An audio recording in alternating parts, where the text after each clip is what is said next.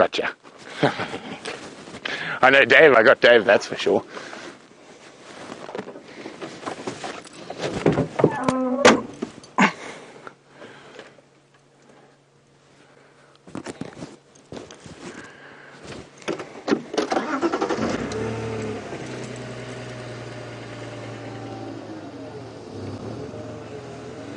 Okay, let's turn around without falling in the ravine. Are we going to make it, Dave? Oh, so close. We live life on the edge out here in the bush.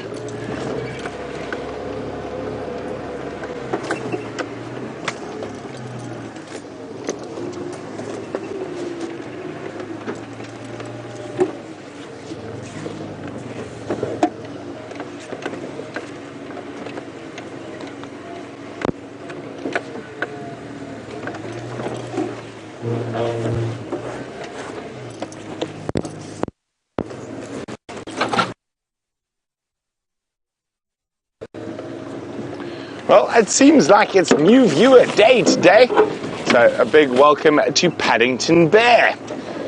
Also from the land down under. Our cameraman on the back today is your dad is an Aussie. Indeed. Oh, and you even have an Aussie passport. Right. Oh, that's terrible, mate. Hope you didn't watch the rugby this weekend. Okay, sorry about that, Paddington Bear. A little bit of banter. I will answer your question. There's just someone calling me on the Game Drive radio. So for our new viewers, apart from having all your questions in our ear, we've got about 15 different Game Drive cars driving around looking for things from the different lodges that we also listen to. And at the moment, someone's helping me look for this leopard, so I need to just update them. Station looking for update on Tingana.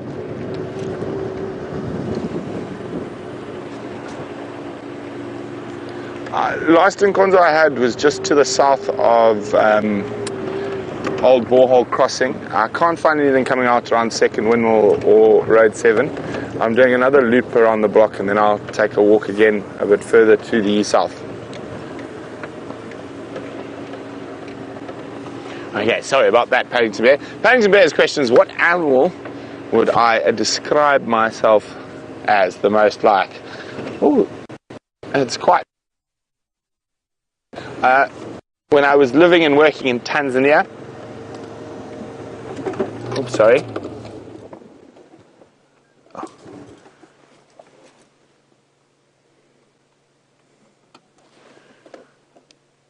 Doug?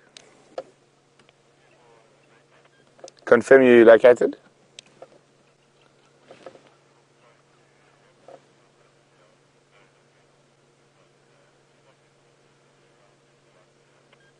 Okay, copy. So confirm you went north.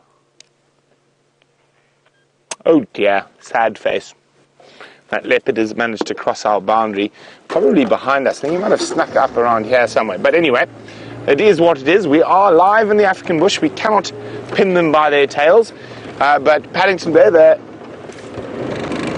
I was called by my staff in Tanzania when I was running a concession there in Mwamitu, which has the wild dog, means they decided I had as much energy and was hyperactive as a pack of wild dogs. So I would like to think I'm a wild dog, but I know, Dave, what animal would you compare me to? Monkey. A monkey. I'm sure. Did you guys really take my stick out so I can't beat you? I only have to find another cameraman beating stick. Oh, you know, we are in the new age. I'm beaten with a selfie stick. Okay, well, I don't know. I think there could be another male around. So I just want to check carefully. This is all prime leopard territory. I, of course, liken Dave to a hyena, a smelly, scavenging hyena.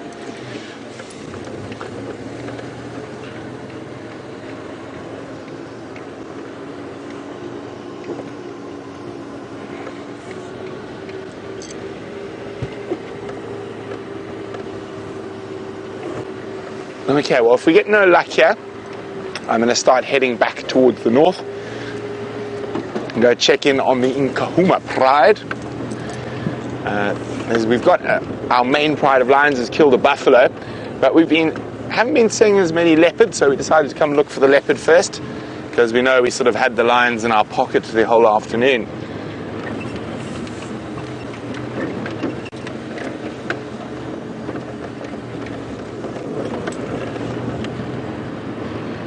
Paul was wondering whether the Nkuhumas were still on the buffalo carcass. Well, Paul, we're going to find out in about 10 or 15 minutes, and that's about as long as it'll take me to get back there, now that Mr. Tingana has gone to visit Sibambili.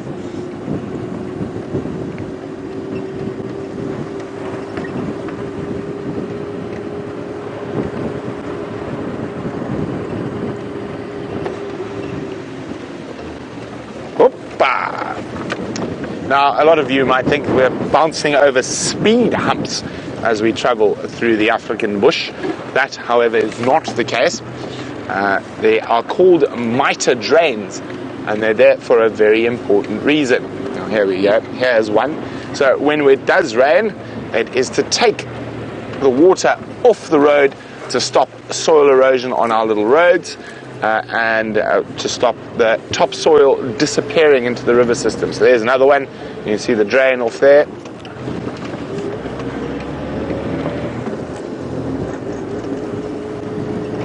Oof, getting quite chilly. Now, because we've got so many new viewers today, I would say, if you're not exactly sure where we are, we're in the Sabi Sands Game Reserve, which is about 120,000 acre reserve that is open to the Kruger National Park.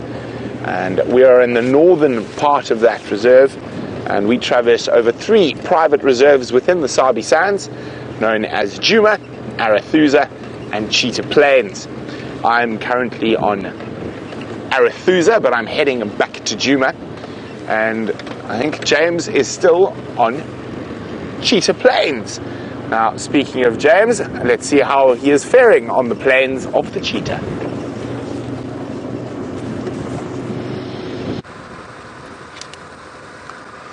The elephants went away, everybody, and then we saw some zebras and they too went away, but that's okay. Did you see how that rhymed, Brian? It was amazing. It was absolute poetry. It must be like working with Shakespeare. Yes. Now, Mia, you wanted to know what an elephant's favourite food at this time of the year is. I just nearly pulled my ear off. Don't worry, Mia. Now, if you do lose my sound, I'm sorry. I'm not going to try and do it with this. I'm just going to shout. Here's an elephant's favourite food.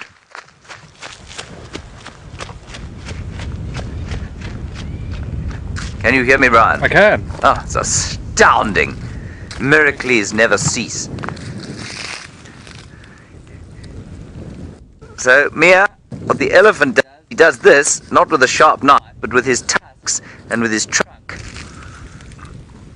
Finds himself some nice bark to eat. And many of you have seen me do this before, of course, but I just thought I'd show Mia so that she eats her peas again today. Here we go.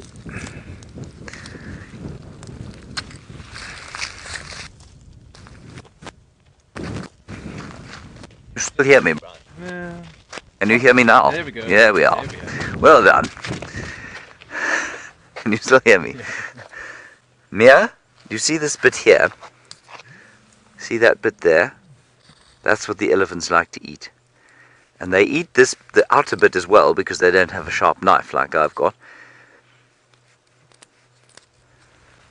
But they really like that. That's what they want to eat. Do you know who else likes this, Mia? Brian likes this. And I also like it.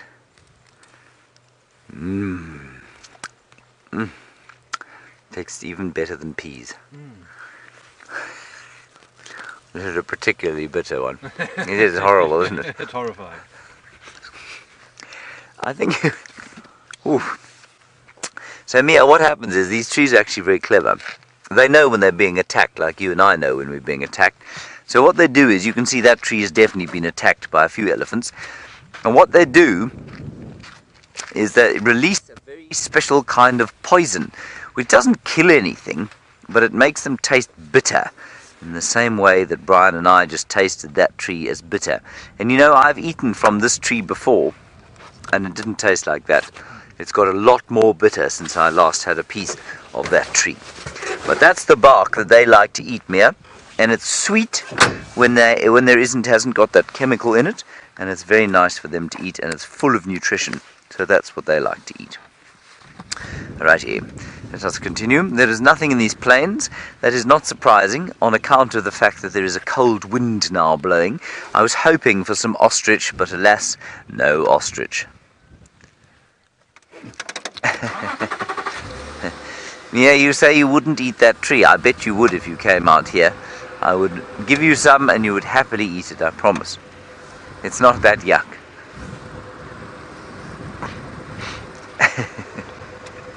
Although that particular one is quite yuck. Right, let's see what's round the corner here.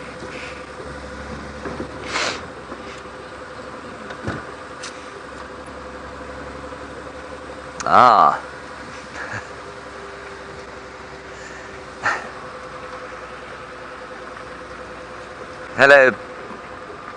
Hello, Paddington Bear.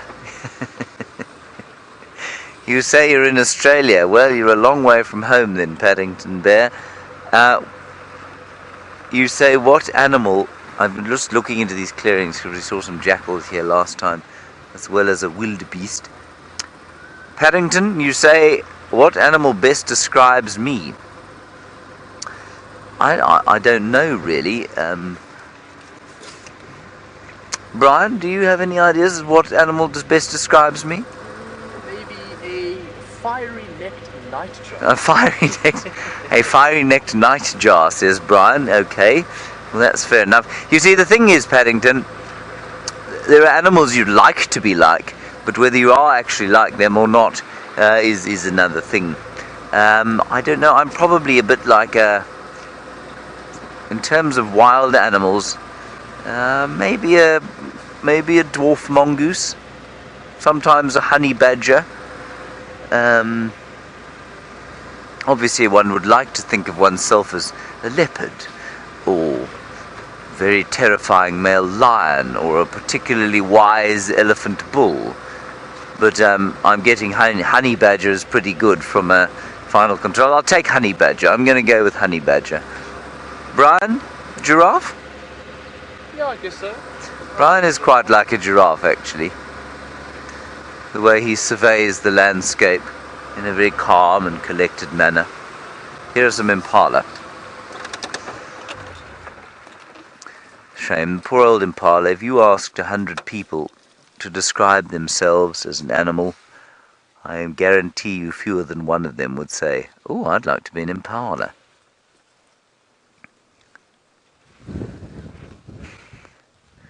Paddington Bear obviously identifies himself as a Peruvian bear. As far as I'm aware, you don't get bears in Peru, but that's where Paddington was from originally. If you don't know what we're talking about here, everyone, and maybe in the States, I don't know if Paddington Bear ever reached the States.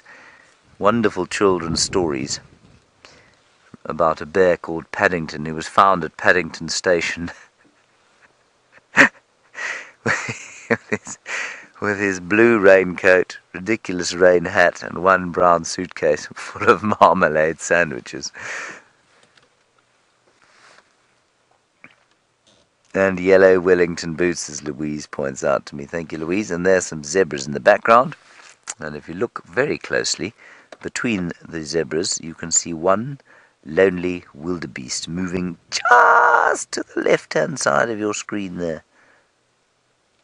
Just where that zebra is now, there's a wildebeest. There's another wildebeest. Safari Ginny in Canada, you say that I would be a lapwing. Safari Ginny in Canada, I am assuming that you are referring to my skinny legs. Thank you very much for that, Safari Ginny. It's not like I didn't have a complex already. I will now have to seek psychological help. Thank you, Safari Ginny. Yes, I suppose a plover is it's not too far off what I am. In the same way, I suppose Brian might be described as a secretary bird. Especially with his long hair.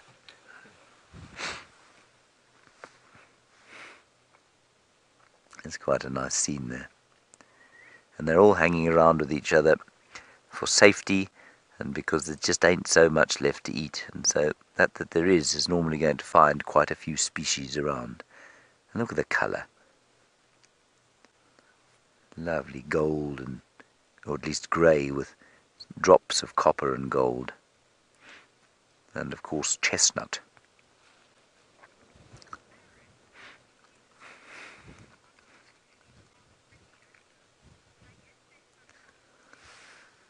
That's exactly right, Aaron. In New Zealand you say impala are actually rather pretty, but you guess they just get overlooked because they're so common. Indeed. That is precisely what happens. They do get overlooked. I have a rule that I have to stop for impala at least once a day. I was taught that by a chap who started guiding just before me. And I went on a drive with him once, and he had some guests, and they were desperate to just see big animals. And he stopped next to them, and I said, "What are you doing?" He said, "No, stop at impala every day, once a day, just to appreciate how great they are." And I thought that was a really good idea.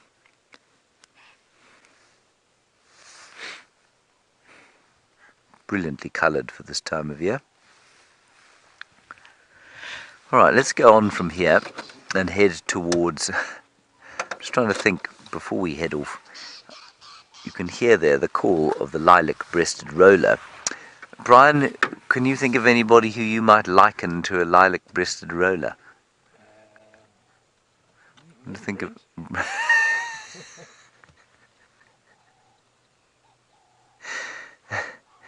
I'm not sure Brent's going to be too happy when he finds out about that.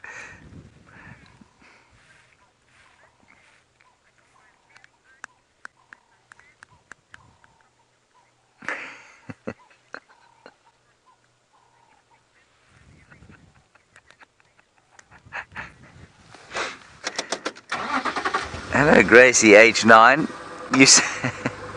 You say you got an elephant for your birthday called Snuggles. Now, I'm not sure exactly what that means, but you say he's an orphan and your parents have given him to you and you get pictures of him every week. I think that's wonderful, Gracie. I hope Snuggles appreciates you, and I hope one day that it won't only be pictures of Snuggles that you have. I hope that Snuggles actually meets you in the flesh, as it were. That's really very cool indeed, Gracie. Wonderful.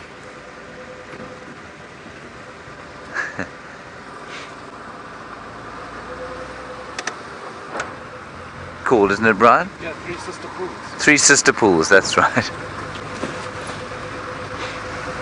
It's just round the corner here, and we'll see if anything else is having a drink there.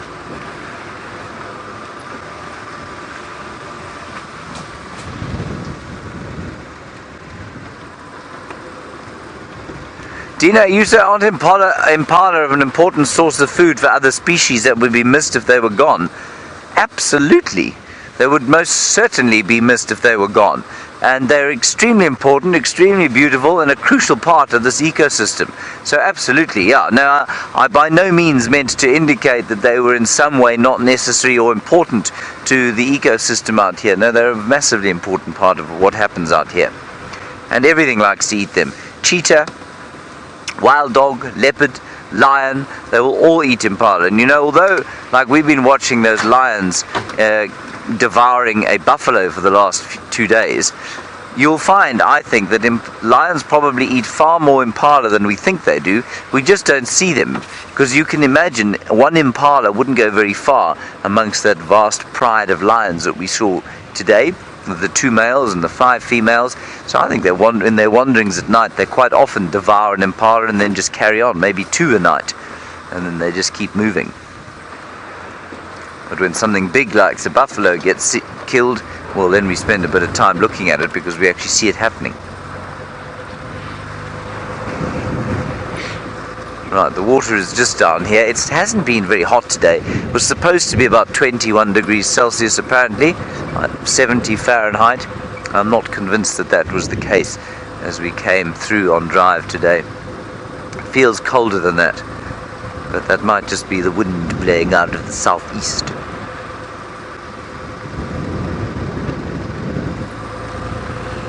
I'll speed up a little bit so that we might get there before the sun goes down. And I am still looking for tracks, I promise. I did promise to try and show some other tracks other than lions and leopards. In fact, the waterhole's a very good place to do that. We'll do that there, provided there isn't a lion or a leopard there. We don't want to frighten it away.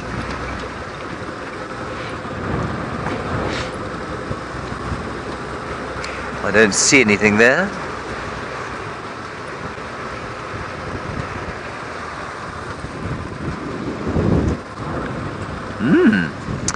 Alice, what a lovely question from you. If you're in Virginia and you say, what kind of reptiles live here on the reserve? Alice, well, there are a number of different kinds. There are about 5 different lizards, about 9 different skinks or so. We get chameleons, 1 kind of chameleon, 5 or 6 different kinds of gecko. And then we get the 2 different kinds of tortoise, 2 different kinds of terrapins. What other reptiles? And of course, sometimes, if you're really lucky, you might see a crocodile. They sometimes come through here, Alice. So those are the reptiles, and then obviously you get lots of snakes. Lots of different kinds of snakes. But we don't often see them, you know. Reptiles are very sneaky, and they like to be away from people. Alright, I'm going to have a little walk in here. Let's see if we can find some interesting tracks. Like I said, the light has got a bit flat, which means it's going to be difficult for me to show you with any great ease.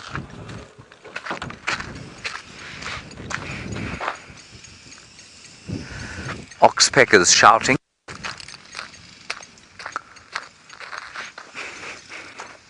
You will tell me if you see a crocodile, will you, Brian? I will. Yes. I will.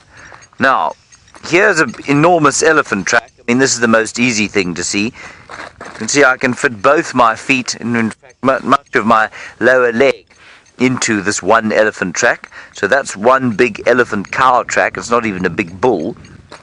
What else have we got here? Nothing particularly obvious if you can't sort of stand here next to me. I don't suppose you can see this, can you, Brian? Yeah. You can. That's an Egyptian goose. It's like a duck. Sounds no good. Sound is no good.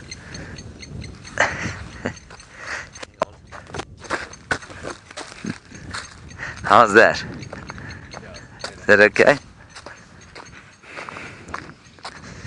But I'm afraid there's not a great deal around here that's very easy to show.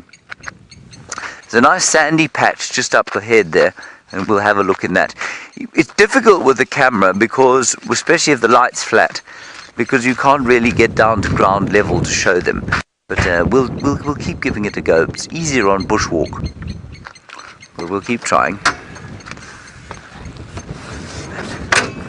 My leggy blankie, Brian. It's quite chilly here. There's a cold wind coming out of the southeast. I'd best plug myself in or I'll be in trouble. There we are. On we go.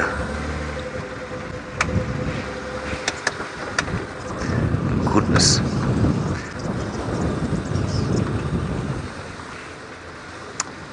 Now, there's a nice sandy patch up ahead here. Then I think we're going to go back towards Djuma, because we have exhausted our options here as Cheetah Plains. Had a very good return with those elephants.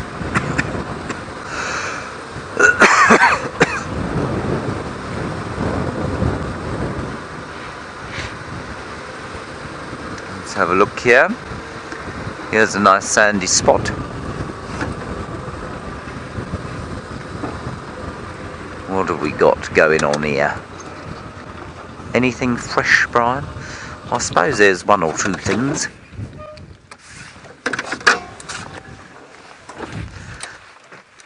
Gosh, now I'm losing things. They're falling down my pants. Absolute disaster. Excuse me, everybody. My microphone keeps disappearing. Okay, I'm going to hold it like this. Can you see this over here, Brian?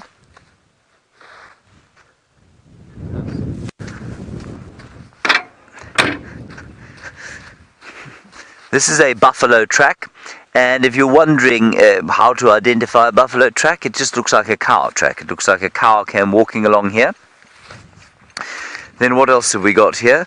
This is known as a prop. This was placed here almost unquestionably by a ranger perhaps worried about not finding anything and having something that he can fall back on to show people. It's a buffalo skull. Then, I can't show you that one. Mustn't. I can't believe how few there are. Oh, here's one. Can you see down here? There's a zebra track. Now, we were asked about the size of zebra a little while back. That's a young zebra, and you can see, well, you might be able to see, it's about sort of 2.5 to 3 inches long. That's a young zebra. A big zebra will have the size of sort of good pony-sized hoof. So that's what that is. And that's about all we got around here at the moment, I'm afraid. Mornings are best for tracks, especially when there's a bit of contrast from the light. I'll try and rearrange myself. Okay. And there we are. Okay. On we go. Yes, there we go.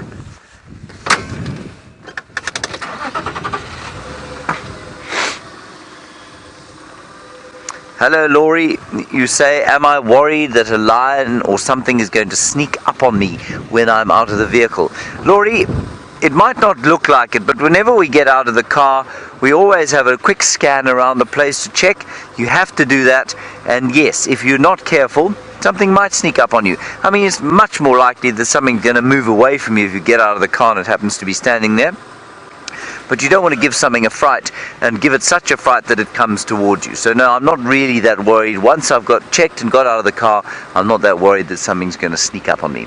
Brent Leo Smith has moved to the great gangsters of the wilderness. Let's go and find out how Al Capone and his friends are faring.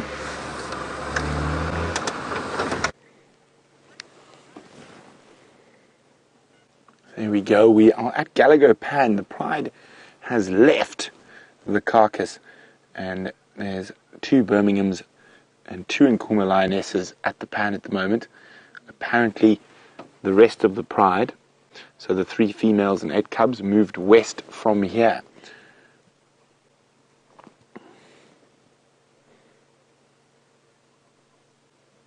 And there's old Scarface, and his intentions look amorous.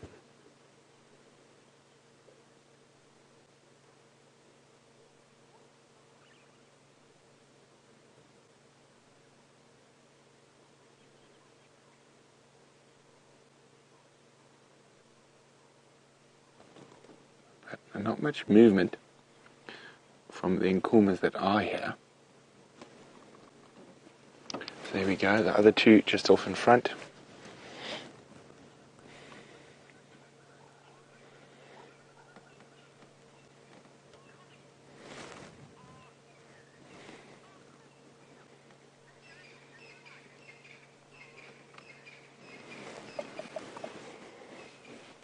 So that looks like amber eyes in front of us.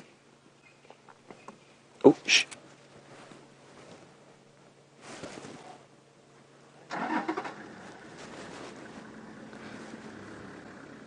I thought I heard a buffalo. Brrr. And is that amber? Yes, it is. Now it sounds like there's some buffalo not too far from here. Now, with 2 males present, if those buffalo happen to stumble in here, there's a good chance they might catch them again. So I think what we've got here, we've got amber eyes, and we've got the youngest Nkuhuma off to the right.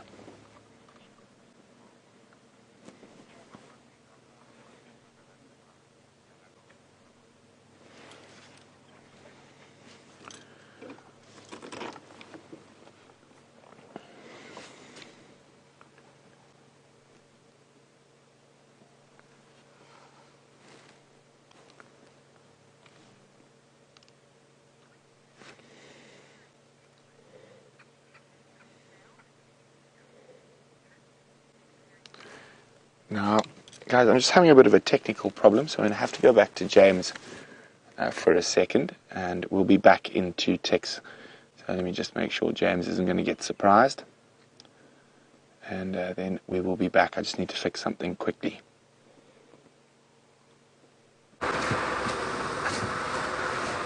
Right, we're now on our way to find the African plane tree that Brent Leo Smith told us about. I'm sorry about his technical glitch. That's a bit sad because there's quite interesting stuff going on with those lions. I think it's fascinating that 2 Birmingham boys and 2 ladies, perhaps, well, almost certainly the 2 that don't have cubs yet, so perhaps they're going to mate and all 5 will have cubs. That's quite nice, actually. It'd be quite nice if it worked out like that, because by the time these new ones are born, the others will be beyond, well, they will have weaned. Yeah, they would have. Just about. Let's say if they conceive now, the older ones would definitely have weaned, the others would be well on their way to weaning. But it does mean that those 5 lionesses are then going to have to kill for the first team. They're going to have to kill buffalo quite regularly, possibly the old giraffe. It's a good time though, you know.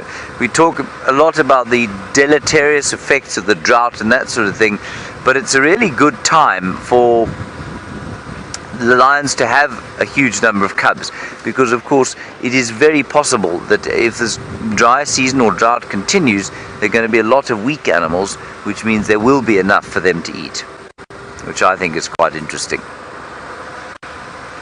Now let's just ease our way around the corner here, and then I will hopefully find you the great African plane tree. Now I hope you're all ready for the African plane tree. Do you think everyone's ready, Brian? I hope they are. I hope they are, because for the soar, straight magnificence of the African plane tree, if you're not prepared for it, everybody, if you're not prepared for the African plane tree, I fear me that you're going to be so overwhelmed you might fall off your chair. Are you all holding on to your chairs? Brian, will you hold on to your camera? I am. Okay, don't leap off in fright when I show it to you. Everyone in final control, are you holding on to your chairs? Just before I show them, they must help. They're holding on very tightly. Brilliant white knuckles, says Louise. Are you ready, Brian? I'm ready. The incredible African plane tree is this thing here. Wonderful. Is it not amazing? It's incredible. Yes. It is almost 2.5 feet tall. It has wood that you can do absolutely nothing with. And as far as I'm aware, nothing eats it. I mean, have you ever? Oh, magnificent. Magical.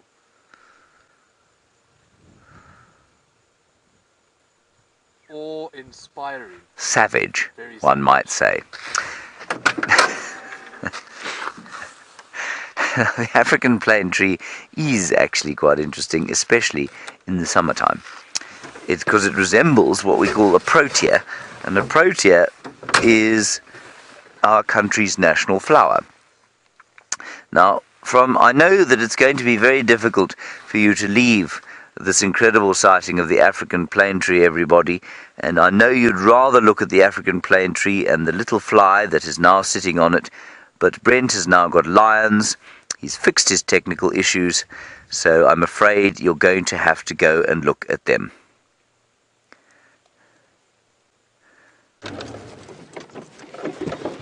Okay, so we're all back. We've fixed the issue. We've positioned ourselves. Amber Eyes is being quite sneaky. As soon as there was a bit of a lull, she snuck off a bit further from the Birmingham boy.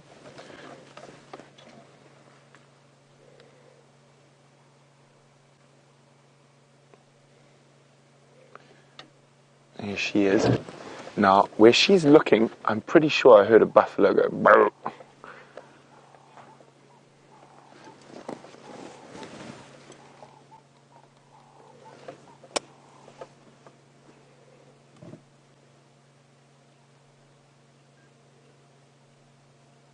Wouldn't it be incredible if they caught another buffalo so soon?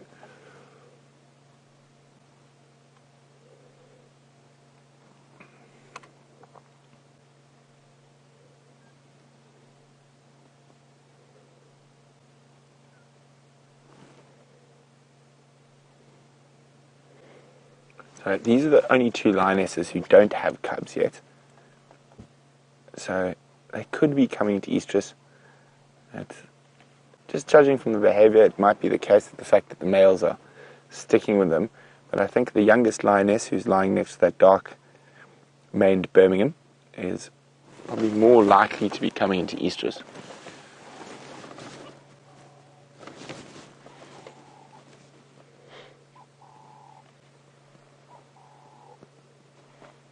Oh, looks like she might be coming for a drink.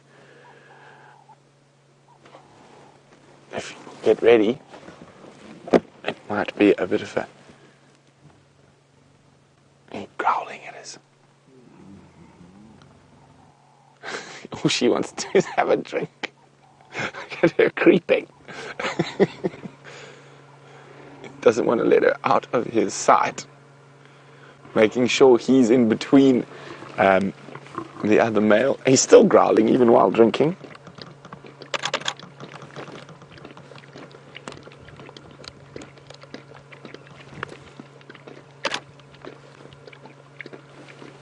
There we go. And the other male's moving off safety. You can hear that slurping.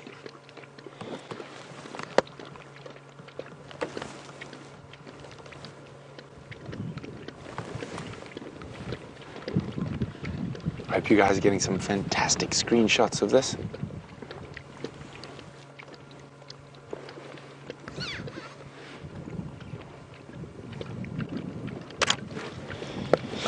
Okay, I'm just going to move the car a little bit further back.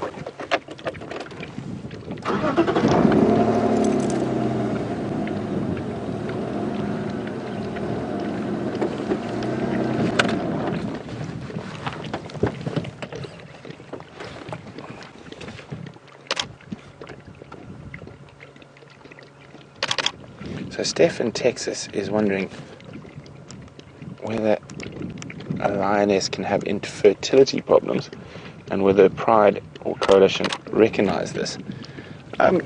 She can definitely have infertility problems, but whether the Pride can recognize it, I would not be able to tell you, Steph, to be honest. Probably not would be my guess.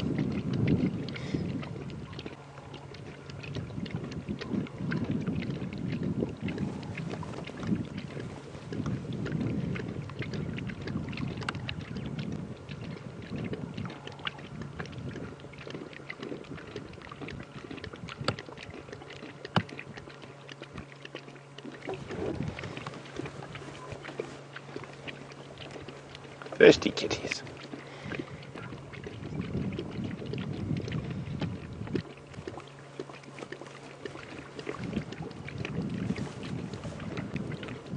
Oh, what is that? Keep looking at those lines, Dave. And I think... Oh, no, I thought it was a buffalo, but it's not. It's just a dark patch in the bush.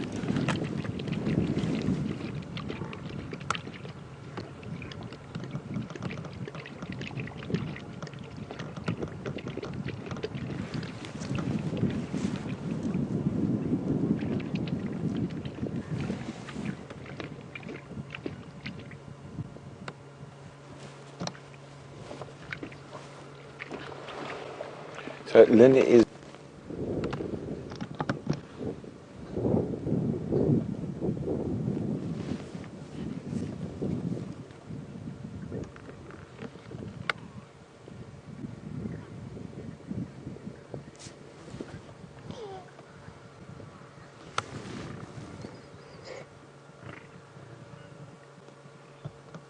Now, Bob is wondering if the current cubs develop into a coalition, could they possibly confront their fathers one day? It's very unlikely, Bob, because at about the age of 3 years old, they'll be chased away by their fathers. So they normally end up quite far away from their natal prides. And this is, of course, to prevent inbreeding.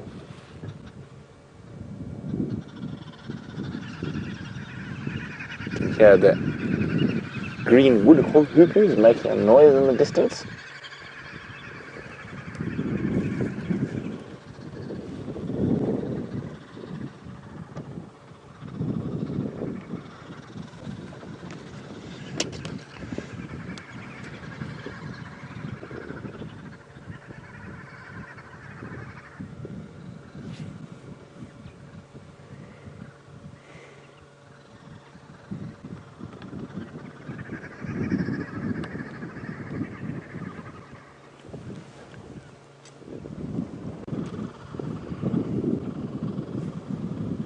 keep looking back, and that's where I thought I heard buffalo. Now, Sandy in Canada is wondering if all the Nkuhuma females have cubs, could this lead to a possible male lion shortage in sightings as they try look for other females to mate with? Sandy, they will still come back to protect this area because they have invested interest there in their genetic line, in those cubs surviving. So not necessarily they will come back to spend time with the Nkuhuma pride.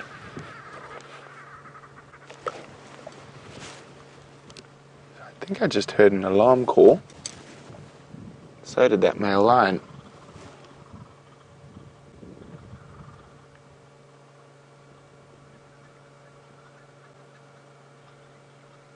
Let's see if it happens again.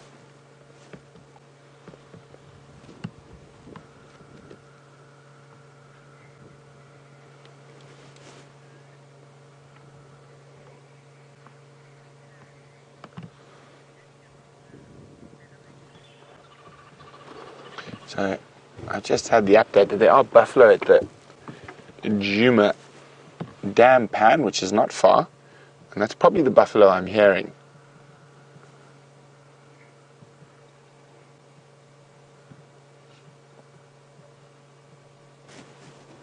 That's not what I'm hearing now. I almost think I'm hearing Kudu alarm calls.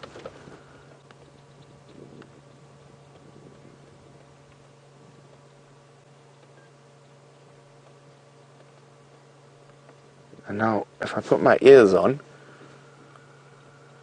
I can sound what here sounds like buffalo, much closer than that Djuma dam pan. It sounds like they might be coming this way.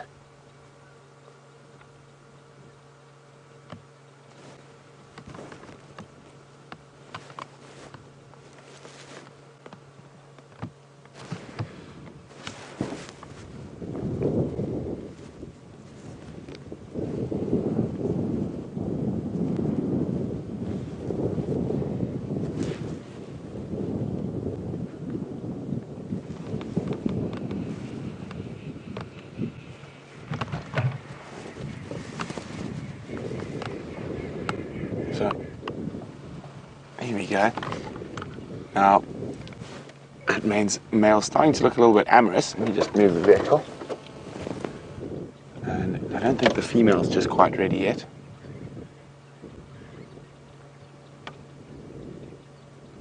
Okay.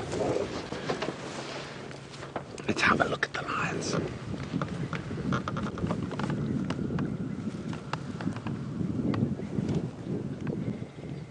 Look, there you go. Amber Eyes is laying down and not looking too interested in anything. Andrew, make your way. I'm the only station. Just come straight to Gallagher, Mighty. And then I'm pretty sure I can hear what I heard was like buffalo knocking horns.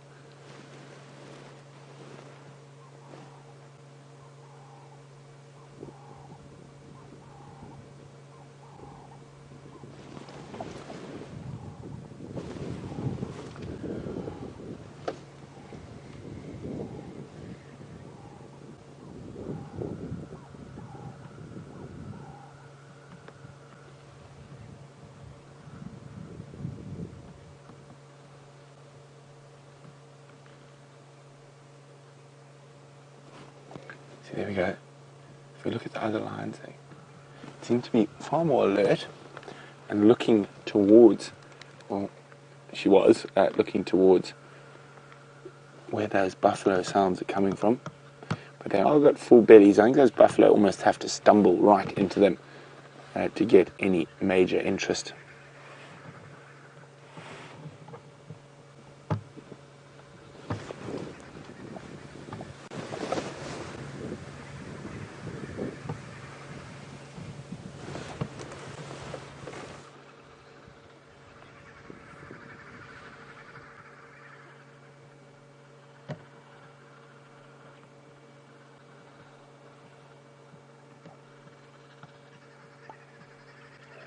Listening carefully and looking to the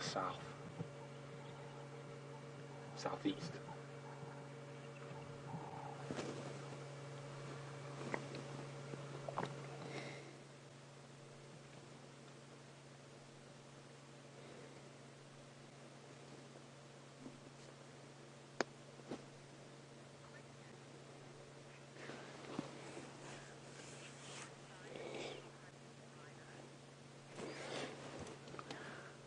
Hi, Cheetah. Cheetah, who's in India, says, would lions ever hunt rhinos? Very seldom, and we have to be unique circumstances. I've only ever seen it once, and I've seen twice. Apologise. I've actually seen a pride of lions successfully kill a sub-adult rhino.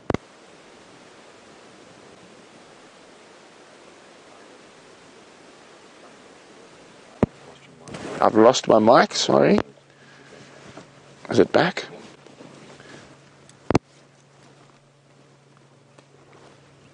May we have some gaffer tape, please, Dave? Sorry about that, folks. Our technical issue seems to be back. I'm going to try to see if I can fix it with some tape. But we can keep looking at the lovely lions.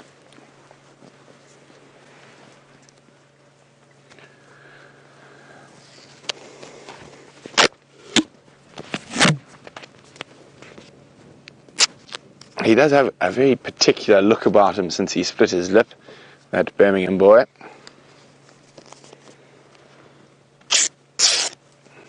Apologise about that. And I just want to...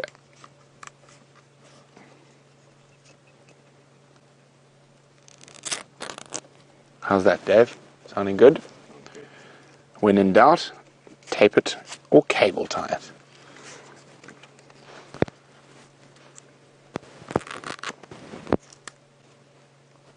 Okay, there we go. That should be good.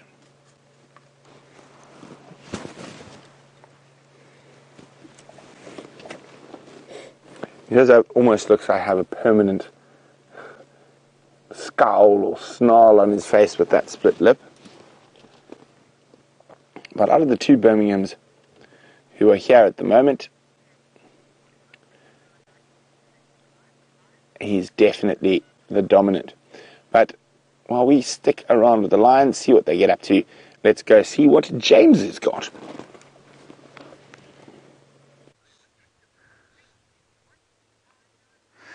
Right, everybody, we have got a waterbuck, obviously. For those of you who don't know, that is a waterbuck, and a young waterbuck, the size, roughly, and description of a donkey. And look how fluffy it is. There's an Impala in the background. It really does, on a chilly afternoon like this, make you want to go up to it and give it a large cuddle. Wouldn't you like to cuddle it, Brian? I would love to. I think it would be very pleasant. If a little niffy, we do know that waterbuck, of course, smell a bit like must. Or, well, I don't think it's actually must at all, or musky. I think it's like an old fireplace. I think it's rather comforting smell. There's a nice road just round that side, and there's also a very pretty view of the sunset. So let's go around that way, and we'll just see. So amazing.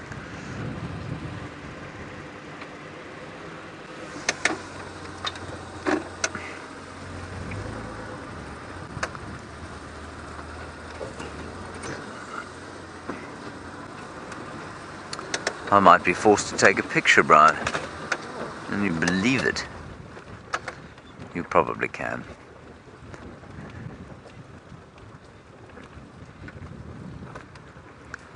Now we're just easing down here because the waterbuck family is all on the right-hand side there.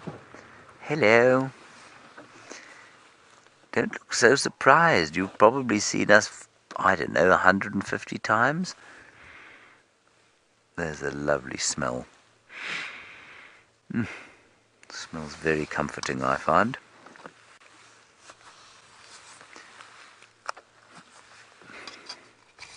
They don't like us, Brian. They don't want to be around us, which I don't think is very nice of them. What have you got? A Steinbock. Oh, a Hornbill. Oh. Let's just keep watching it, as I think it may well do it again. Hello, Matt. You're a new viewer. And you say you've just stumbled across the stream and you really enjoy it. Well, Matt, we love bringing it to you. Oh, look at that. Isn't that fantastic? Now, there is an element of dust bathing there, but sometimes those hornbills go to an ant's nest. I wonder if that's not what he's doing. and they open their wings and they lie on the ant's nest, and they either put individual ants on their feathers, or they'll lie with their wings open over the ant's nest. And what that does is it obviously exposes them to ants, and the ants are the formicid type of ants normally, which means that they'll crawl onto the hornbill, and then the hornbill will ruffle his feathers, and they'll release formic acid onto the feathers, and that will kill off ectoparasites that might be hurting the hornbill. And then he'll eat the ants off himself. I don't think he went quite that far. I think he's behind there. Did he fly? Yeah. Right, let's sneak a little bit forward, because there are 2 or 3 other species here we can look at. Some kudu. And I can also hear a woodpecker. There's the woodpecker. Brian, you see this guarri bush in front of us? You got him. The main trunk, middle trunk, no, right a bit, that one there, middle trunk there. Well done, brilliant. How cool is that? A bearded woodpecker. Oh, I can still see him. Can you see him there? I'll sneak forward. Oh, there he is. That's a bearded woodpecker, male. And I'll just get a little bit of movement forward and then switch off. There we are.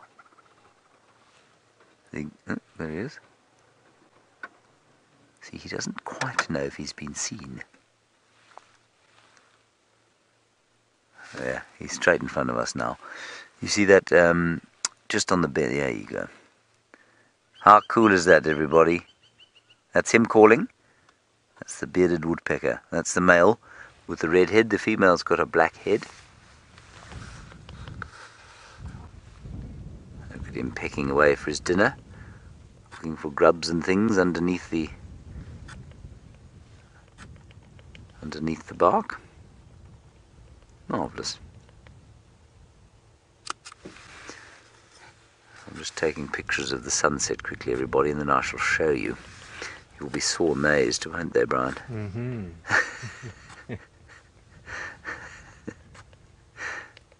Or not.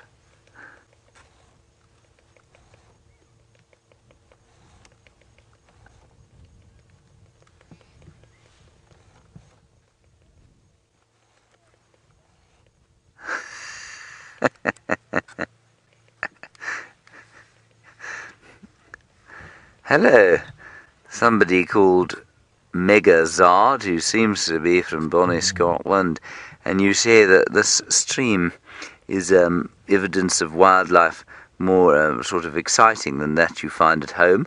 Well, yes, I suppose it is. You know, my father spent a long time in Scotland when he was a boy.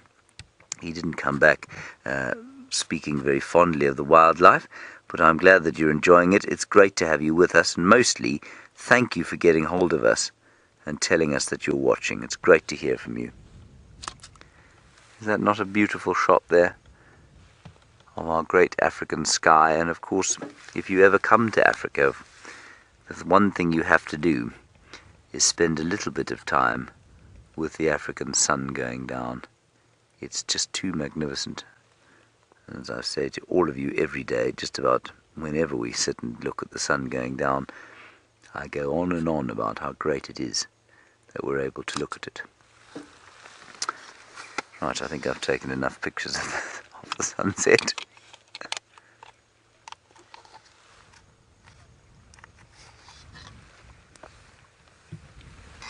Ooh. Now, Matt, you say that your girlfriend is a teacher and she's looking forward to showing this stream to her class and to her colleagues. Matt, we do school drives, and I'm just going to wait for the email address now.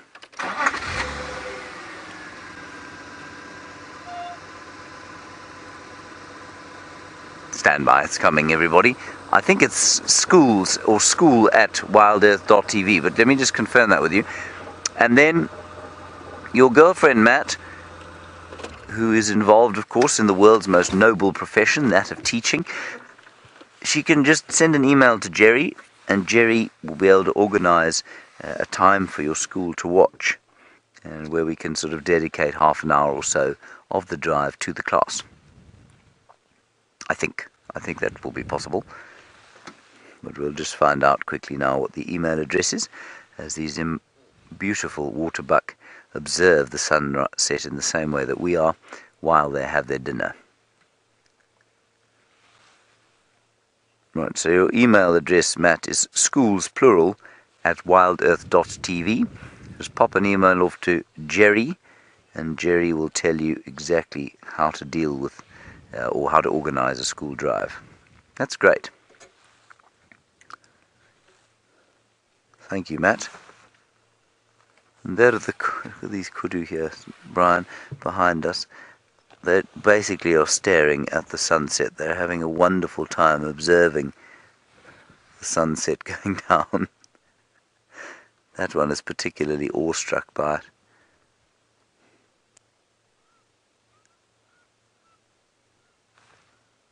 What is that noise?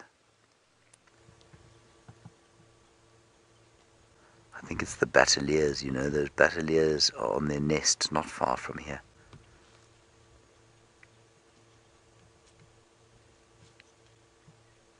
It's so quiet, it's just so wonderful. All I can hear is the odd drongo, and if you listen very carefully you can hear the slap of the waterbuck's lips as they smack over their little tufts of grass and pull them out.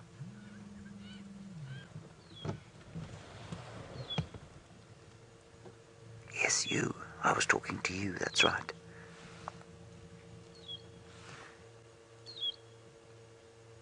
Chew with your mouth closed. There we are. Have a listen.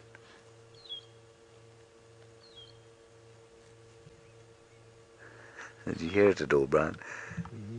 A little bit, maybe. And then also a magpie shrike in the distance.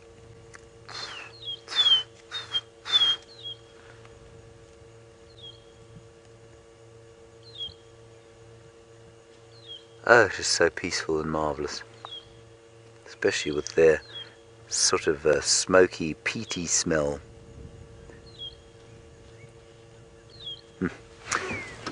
Oh, sorry chaps, I just moved slightly in the seat. They'd got so used to us being... Oh no, Brian. That's why I'm the bush laxative, everybody. There we go. That's it, put it down. Put your tail down. Don't embarrass me. Come on. Thank you very much. There we are. Let's go to Buffelshoek Dam, see what's happening over there. Maybe Mvula and Shiluva will decide to pop out there for the afternoon. They've pitched up at Yorce's Dam up on Buffelshoek 2 nights in a row. So maybe they'll choose a different perspective today.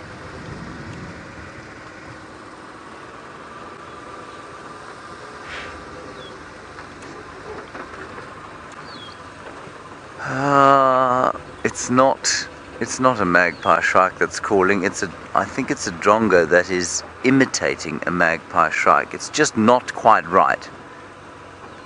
Let's see if I can find it.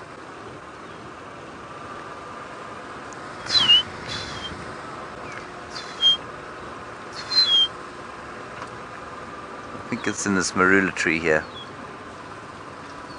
There's 2 or 3 of them. Do you know what I mean, Brian? It just doesn't sound quite right.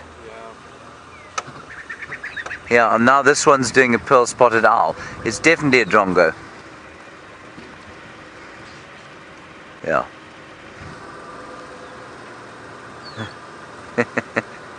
This is actually so cool. Oh no, there they are. They are magpie shrikes. There we go. There we go, that's them. They're just flying off. Wait, I got that one wrong. They're obviously just not very good singers.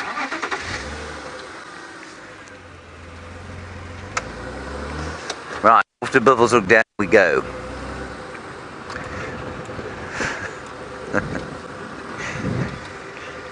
And I'd love to see where that hippopotamus went.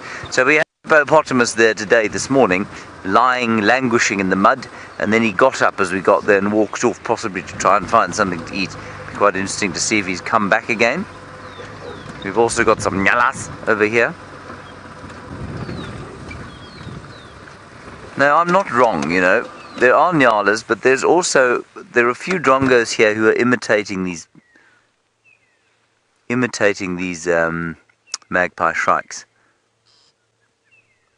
Yes. And they're the most beautiful antelope, the Nyala.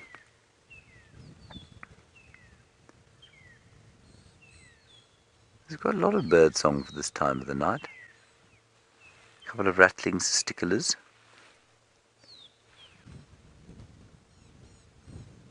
Oh, it's lovely. I've seen a few Nyala doing quite a lot of grazing of late, as opposed to eating leaves from trees. Jacqueline, a good question from you about why drongos imitate other birds. We don't really know.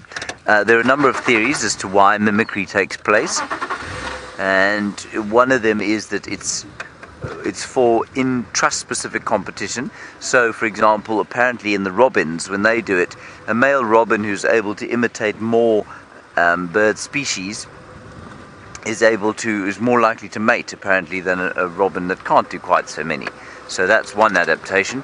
The other thing that it might be used for is to make it sound like the territory is full. So perhaps you want to frighten off predators, or you want to frighten off potential competition for the same food source. Audio's breaking. I don't know what's going on with it. How's that? It's fine. Obviously got a problem with this microphone. How's that? Better. Sorry about that, everybody. So it can sound like it can. No, I've lost myself. So to fill up the territory, so for example, that drongo will make the call of a crested franklin. It makes the call of a pearl-spotted owl. It was doing the magpie shrike there. They'll sometimes do waxbills and that sort of thing. So maybe it makes it sound like the area is full of other birds, and it deters other birds from coming into the area and leaves the drongo with more to eat. I don't really buy that one, because I don't think they're very good mimics. And, you know, I mean, maybe they do enough of a good job to make other birds of those species sound, make them think that there are, I don't know, waxbills or franklins in the area, but I'm not sure that that's true. So I don't know. I think it's a fascinating one. And I mean, the mimics out here are not bad, but they're nothing as good as parrots. Some of the parrots that that you find, you've heard parrots talking, that's just mimicry, that's all that is.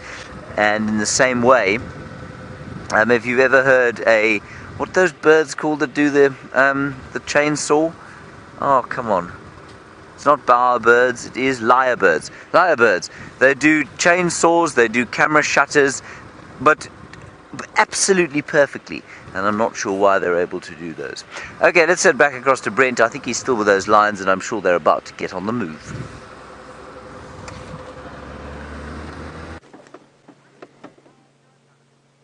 Well, Amber's up, even with that rotund belly of hers. Where are you off to, madam? You are going on a buffalo hunt all by yourself? I wouldn't put it past Amber Eyes.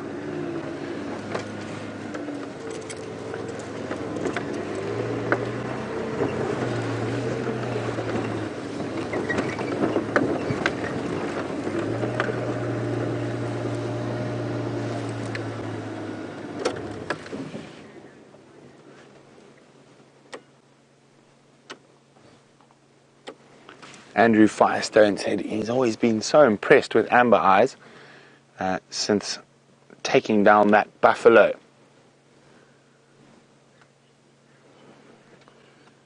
She's going to go into that drainage system here.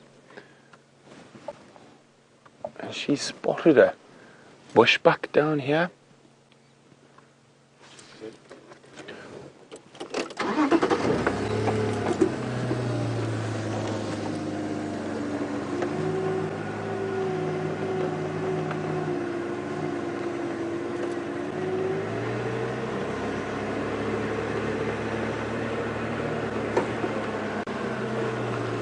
Now the other lions are not moving.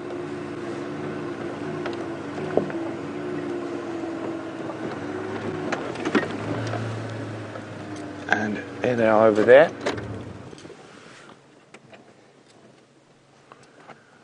Now, there we go. Sorry, Dave, I ended up in a hole there. I'm just positioning myself where I can see both ways.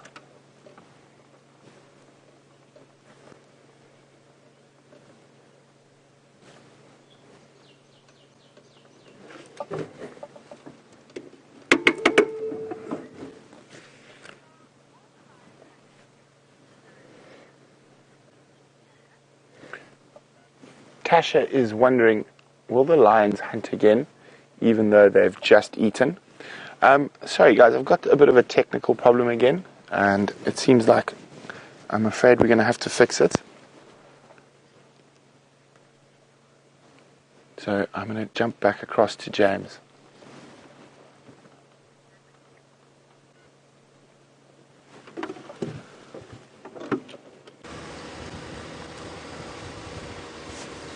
Not sure what's going on there, everybody, but the other day somebody said to me, "What is your favourite tree?" And I saith unto them, "That is my favourite tree. It is the low-felt milkberry Menelcara mochisa." Now let me just retrieve a little piece of it for you, because this is a particularly scraggly example of Menelcara mochisa. I'm going to fling this microphone away, Brian. It's very irritating to me. Can you hear me? Oh, good.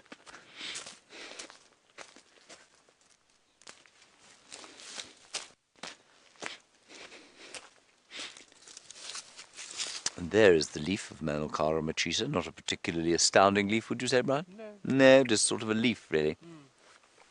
In summer, though, you will find a milky latex in it, much like the milky latex we showed you in the fig tree earlier on today. And it's quite sweet. And it's not toxic at all. And it's in the berries. And it's quite nice to eat in the berries. And that is Menelcara mochisa, the low-felt milkberry. And I like it because it looks like a sort of storybook tree. I've put on my woolly hat because it is quite cold. Brian, how many jackets have you got on? The usual 4. 4 jackets for Brian. And a blankie. And a blankie. I have also got a blankie, Brian. Yes, and I've got a scarf. Thank you, Louise. You say it's fashionable. Well, thank you so much. I do what I can. We have not arrived at Beefleshoek Dam yet. I'm doing my best to get there as quick as possible before we have no light left and put the lights on.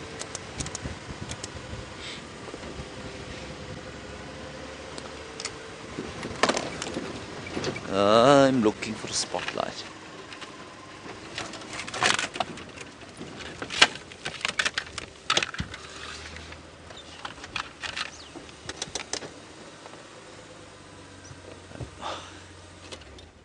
Hello, Drongo.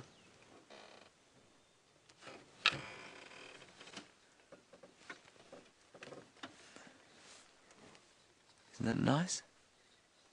That's a beautiful shot.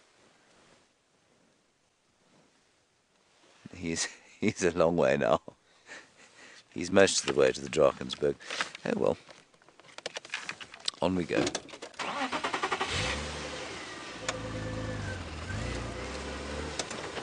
There's an Impala. We'll stop looking at Impalas now. There's not really enough light. And we'll start to stun them if we put the lights on them. In exactly the same way as deer are stunned by lights and often cause accidents. They run into cars, of course, in the US. That's a zebra, isn't it? It is. It's a zebra going into Torchwood, everybody. We're not going to worry about that. If the zebra doesn't want to be on Djuma, we don't want to look at it.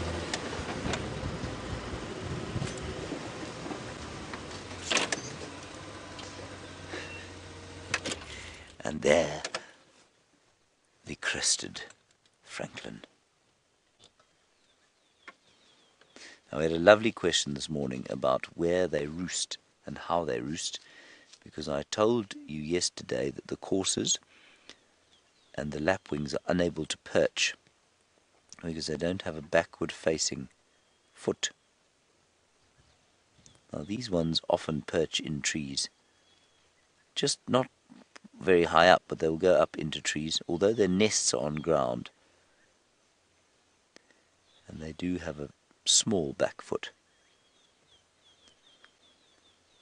so they can actually grasp a branch, is the point I'm trying to make, in a very roundabout, poor way.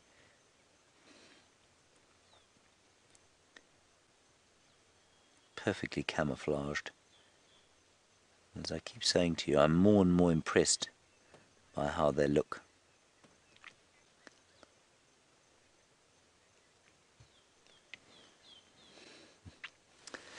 Hello Andrew from Johannesburg. You say, do I keep a bird list? Johannesburg, of course, where Brian and I are from originally, not so, Brian? It's true. It is true.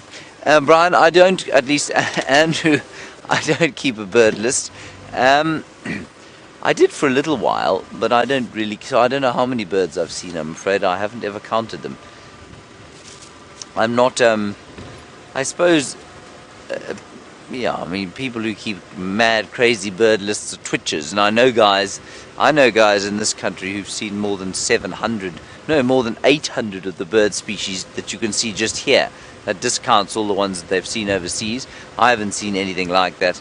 I'd probably put my list somewhere around 500, I guess. But yeah, I'm not that fascinated by the number of species I've seen.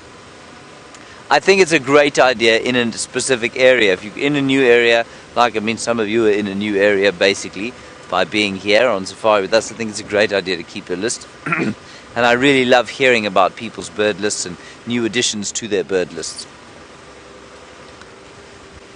But having been in this area for now, well, close on 15 years or so, you know, I know if I see a new bird. Right, Brent is back with the lions, sorted out his tech issues. Let's go back to him.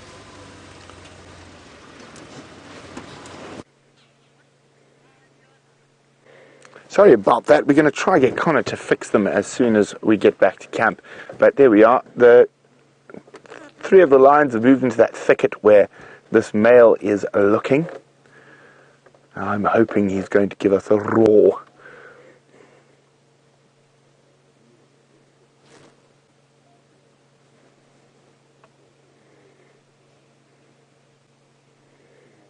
So directly where he's staring is where the one male and one female went. Amber Eyes went a little bit further to the south. Maybe off on a solo buffalo hunt, although I doubt.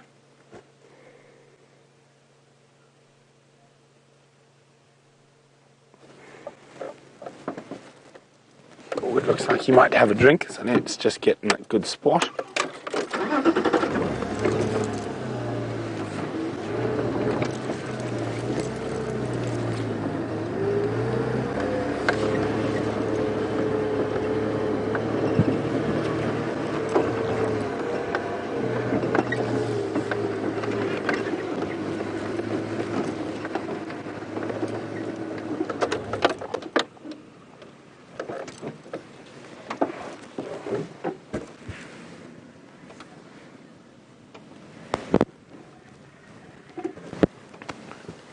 Serengeti Debbie says the mating lion movements together should be called synchronized lionation or lionization.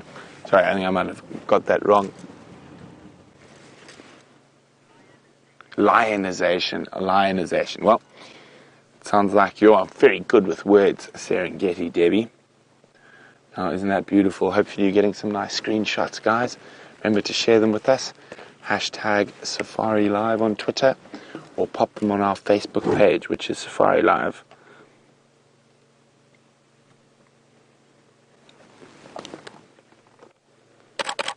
That clickety click is me taking my screenshot.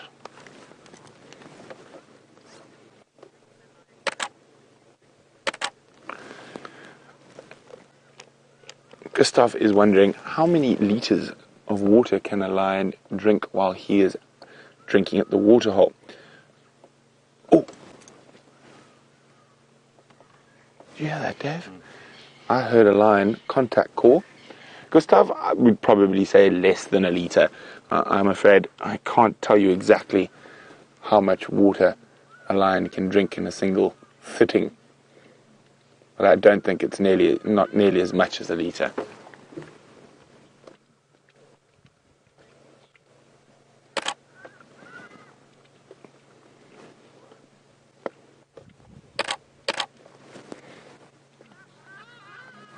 You can hear the hardy-dar ibis flying off to their roost in the background.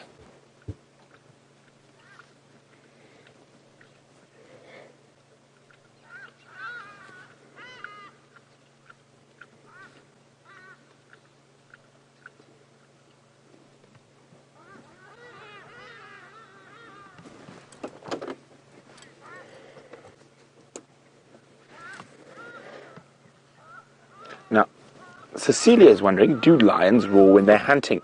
Now, Cecilia, that's probably the only time they don't, well, not don't, but they definitely don't roar while hunting. As you so aptly said, it would give their position away.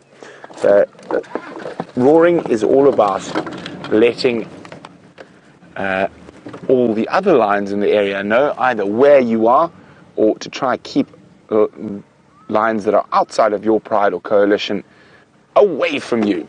So the roaring is not to do with hunting, it's to do with communication between the pride and also communication to other prides. So lionesses will call to make sure that other lionesses don't come into their territory, and the same with male lion coalitions.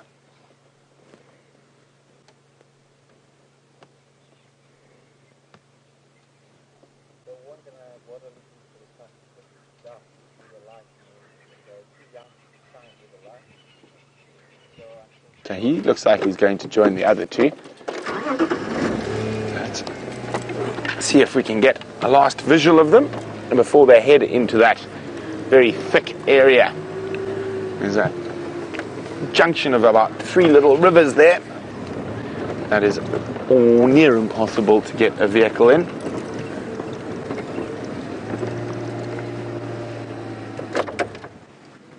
And let Andrew go past, he's on his way out. But hasn't this been interesting? Now, the rest of the pride is somewhere close by. Not sure exactly where, but I think up towards Gallagher Shortcut. And there's only these 4 around here. Oh, I think he got growled at, decided it was time to stop right there. Now, the others are just beyond where he's lying.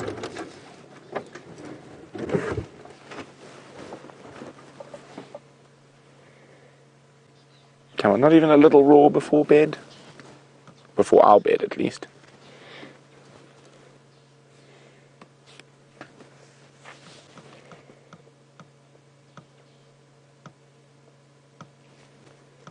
Now, a couple of days ago, this is the exact same area where we lost Karula disappearing into.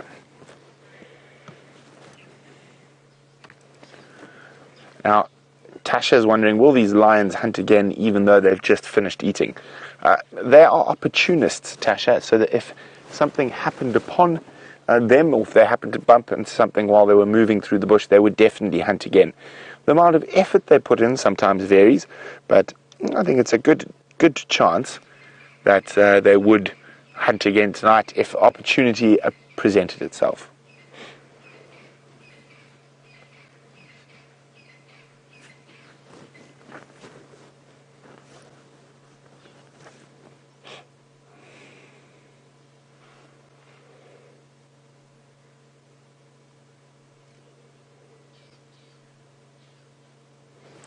Now if we look in my spotlight, the other lions are behind that thick bush over there. So not far away, probably about 10 feet away. But we can't see them.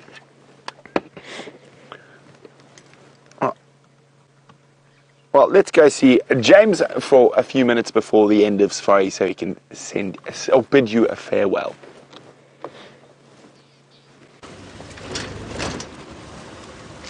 Yes, indeed, everybody, we have come to the end of our time together for this particular juncture of Safari Live.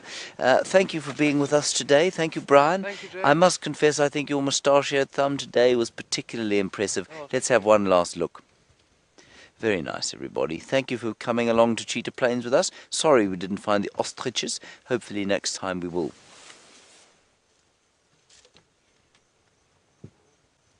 It's a little rabbit. Well, it's not a rabbit at all. It's a scrub hare. Beautiful. Well spotted. The scrub hare has just come out of its form. It's going into the night, and hopefully it will not meet up with the lions. Let's go back to them for the last little bit of the drive. Thank you, and we'll see you tomorrow morning. Bye-bye.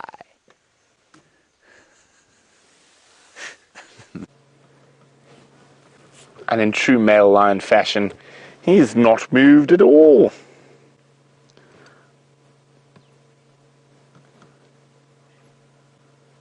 Now hopefully they're going to be around again on the sunrise safari. And who knows, maybe they'll have another buffalo. But Djuma pan aficionados, I definitely keep a close eye on the pan this evening. They might pop up there at some point in the night.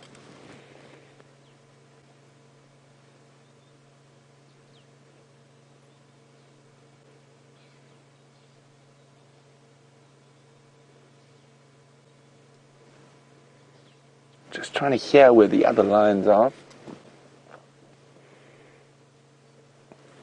No such luck. I know they're there.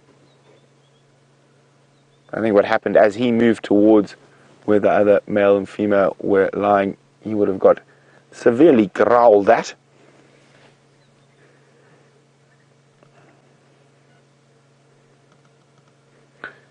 Well, it has been a wonderful day. Tingana and the Nkuhumas on the kill in the morning. Unfortunately, Tingana went visiting outside of our Traverse area this evening, but the lions are still out and about. Hopefully you'll be able to catch up with the cubs and their lovely little full bellies on the sunrise safari.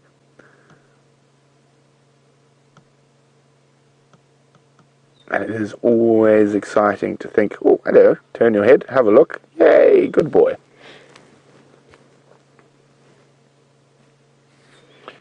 It's always exciting, the prospect of the sunrise safari, a blank canvas to work with and try to figure out what shenanigans have been going on in the hours of darkness.